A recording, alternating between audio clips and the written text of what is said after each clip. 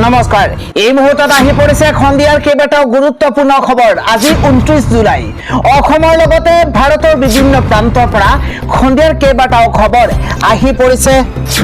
এই মুহূৰ্তত জনাই আছো খন্দিয়াৰ গুৰুত্বপূৰ্ণ খবৰ। আকৌ কঁপিব সমগ্ৰ দেশ।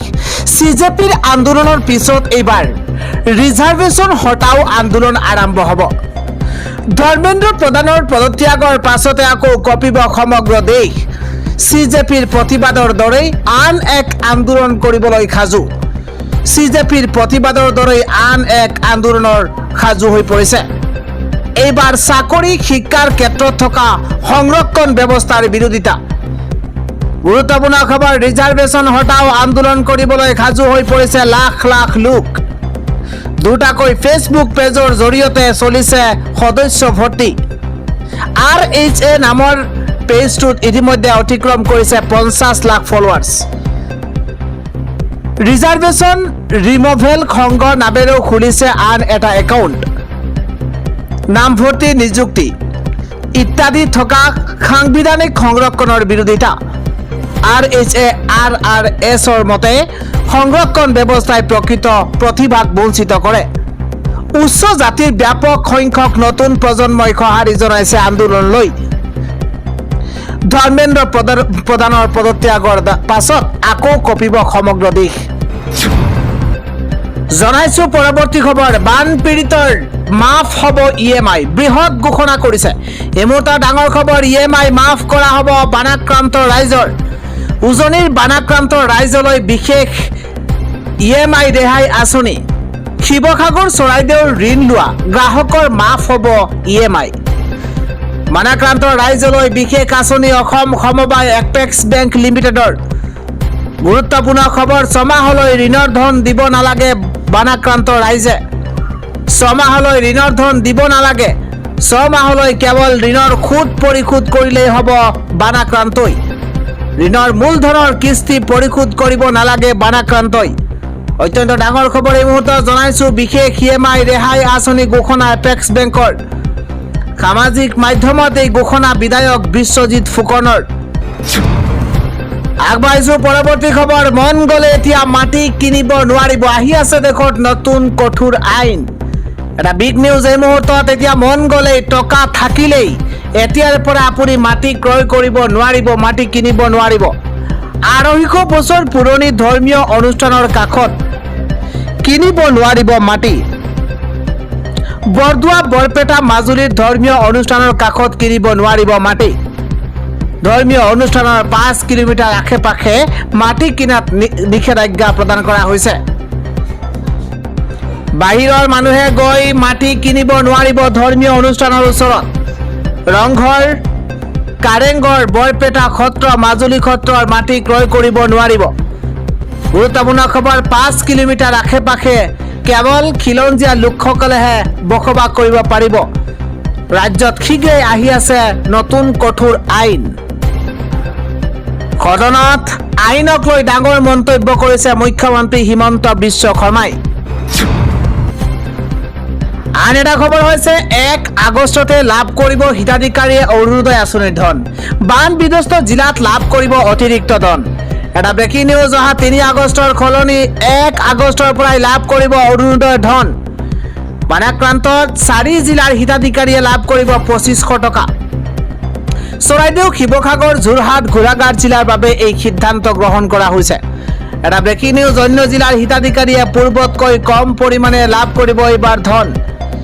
1250 টকাৰ পৰিৱৰ্তে হ্ৰাস পাব এইবাৰ ধন।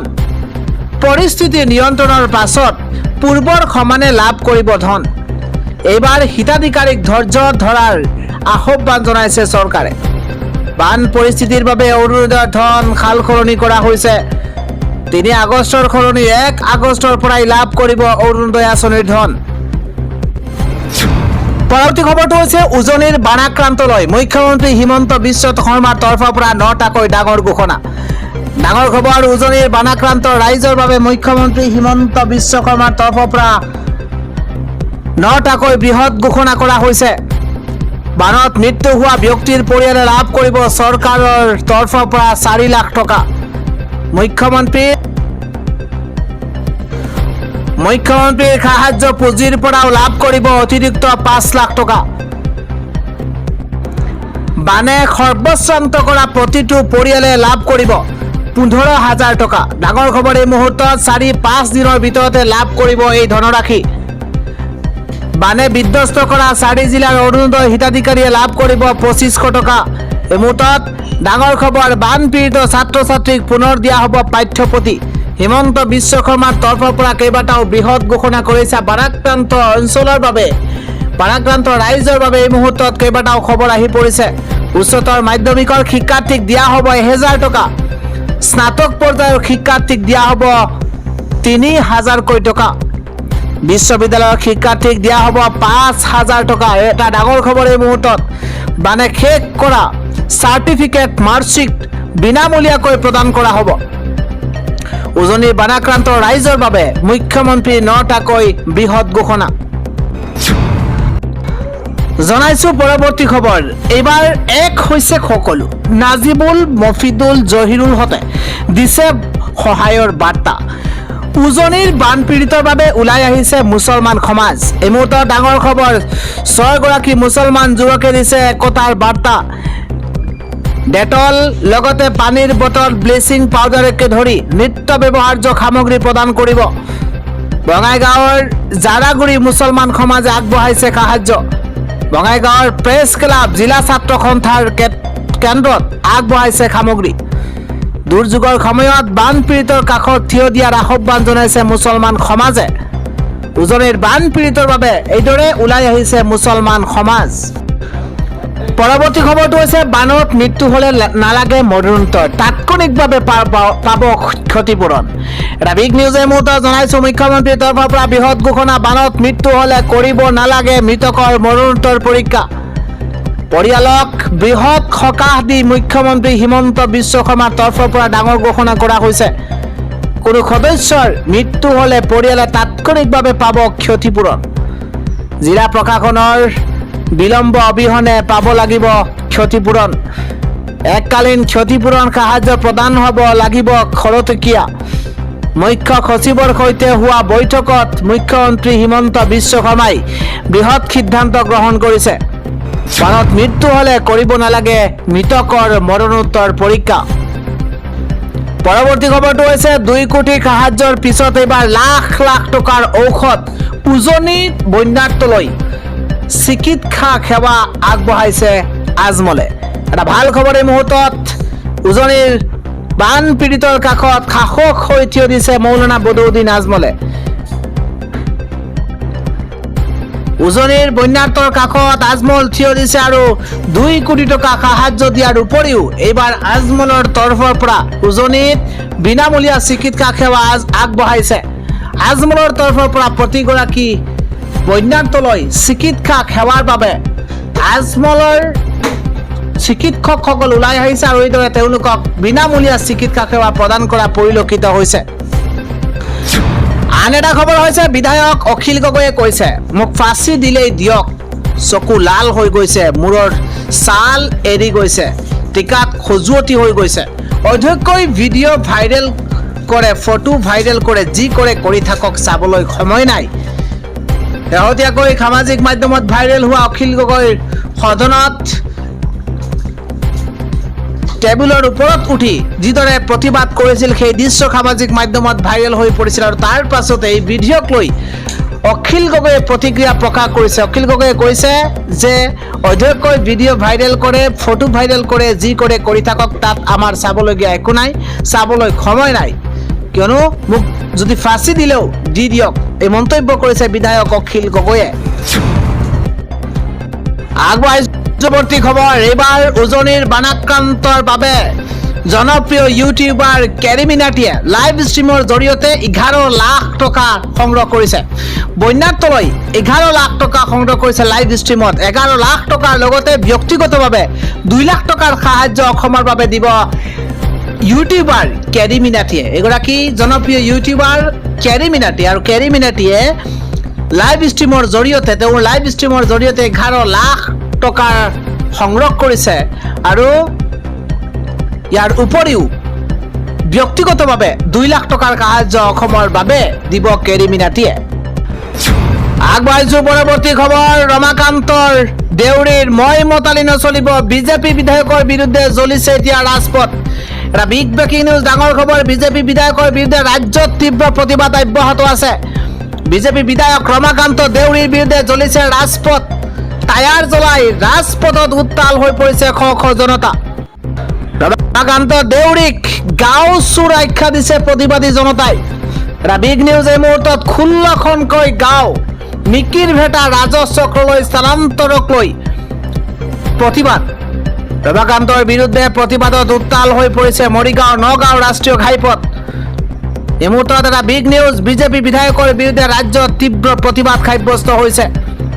বিজেপি বিধায়কৰ বিৰুদ্ধে ৰাজ্যত তীব্ৰ প্ৰতিবাদ, চোৰ আখ্যা দিয়া হৈছে। বিজেপি বিধায়ক ৰমাকান্ত দেউৰীৰ বিৰুদ্ধে জ্বলিছে এবাৰ ৰাজপথ।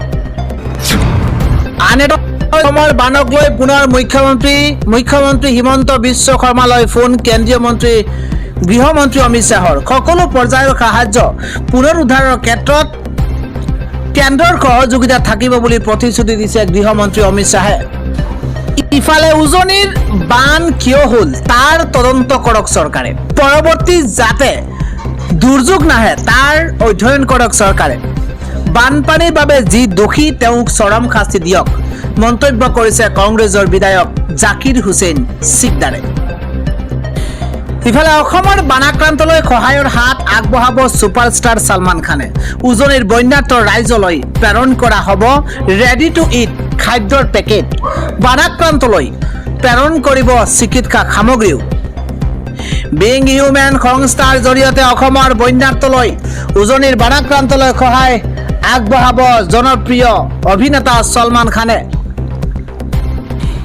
ইফালে বানত ৭৫ জনলৈ বৃদ্ধি পাইছে মৃতকৰ সংখ্যা। অসমৰ বানত মৃত্যু হোৱা লোকৰ সংখ্যা ৭৫ গৰাকীলৈ বৃদ্ধি পাইছে। এই পৰ্যন্ত ৮ গৰাকী নিৰুদ্দেশ হোৱাৰ তথ্য। বানৰ কবলত পৰা লোকৰ সংখ্যা 11,46,733 গৰাকী।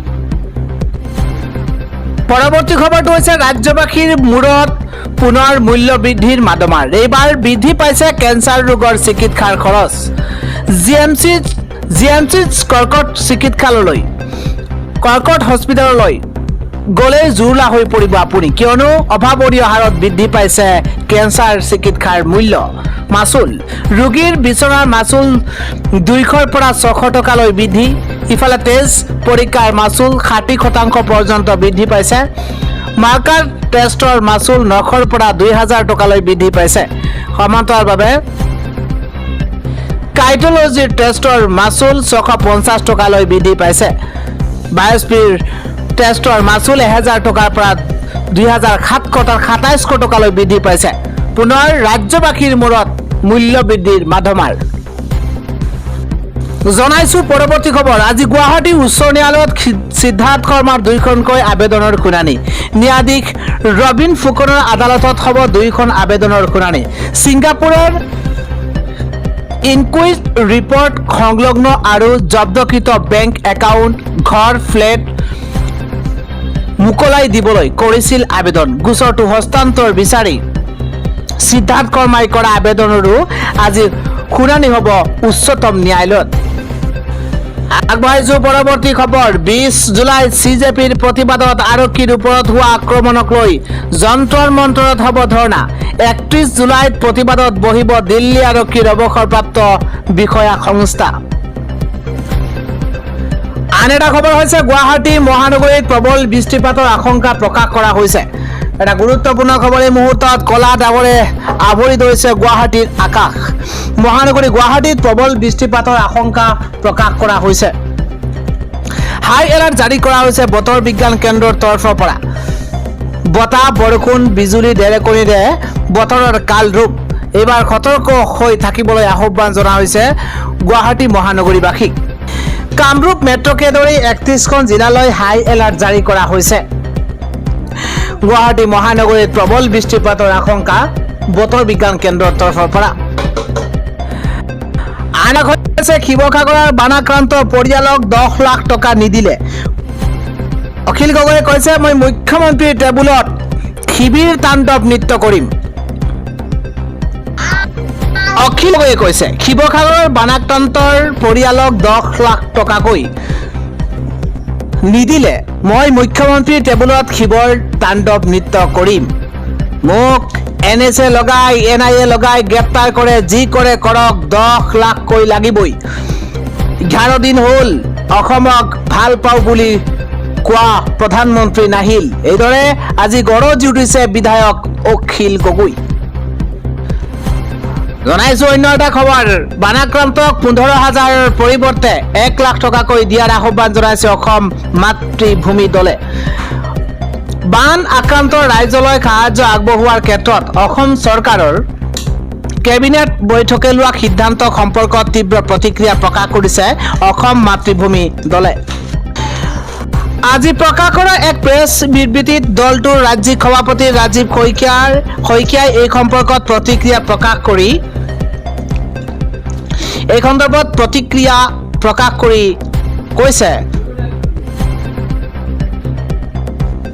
যে সম্প্ৰতি বান পৰিস্থিতিক লৈ অসমৰ বিজেপি নেতৃত্বাধীন মিত্ৰজোঁটৰ চৰকাৰখনে বানাক্ৰান্তৰ প্ৰতি মানৱীয়তা দায়বদ্ধতা প্ৰকাশ কৰাত ব্যৰ্থ হৈছে লগতে কয় যে বানাক্ৰান্তৰ জৰুৰী প্ৰয়োজনীয়তাৰ বাবে চৰকাৰে যি 15,000 টকা দিয়াৰ কথা ঘোষণা কৰিছে সেয়া মুঠতে সন্তোষজনক নহয় দলটোৰ ৰাজ্যিক সভাপতিগৰাকীয়ে এই সাহায্যৰ পৰিমাণ প্ৰতিটো পৰিয়ালৰ বাবে 1 লাখ টকাকৈ বৃদ্ধি কৰিবলৈ অসম চৰকাৰৰ প্ৰতি দাবী জনাইছে বানাক্ৰান্ত অঞ্চলত অৰুণোদয় আঁচনিৰ ধন মুকলি কৰি দিয়া ক্ষেত্ৰত কেবিনেটে লোৱা সিদ্ধান্ত সম্পৰ্কত প্ৰতিক্ৰিয়া প্ৰকাশ কৰি দলটোৰ ৰাজ্যিক সভাপতিগৰাকীয়ে কয় যে যোগ্যতা থকাৰ পিছতো এতিয়ালৈকে সকলো মহিলা অৰুণোদয় আঁচনি অন্তৰ্ভুক্ত হোৱা নাই গতিকে সকলো মহিলাই অৰুণোদয় লাভ নকৰে যদি সকলো মহিলাই অৰুণোদয় লাভ নকৰে সেয়েহে চৰকাৰৰ এই ঘোষণাই